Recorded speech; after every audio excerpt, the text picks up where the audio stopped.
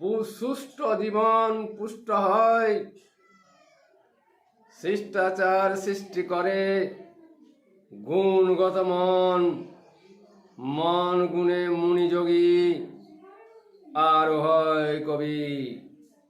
কবিত্ব মনের সুন্দর দৃষ্টি থেকে সৃষ্টিক রূপে রূপান্তরে মনের রূপ, ভাবনায় ভিজে মনের রূপ, দৃষ্টি ভরা রূপ, উপচে পড়া দৃষ্টিরূপ, মনরূপে সজ্জিত, কর্মের ছলে প্রাকৃতিকতায় মনের সৃজন বনানি ভরপুর।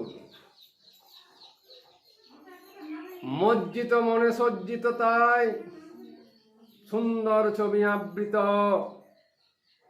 কলম দ্বারা সৃষ্টিত ভাষারূপ খানি, মনের ধ্বনি তাই তো শুনি, কলম দিয়ে কালি তাই তো কথা বলি।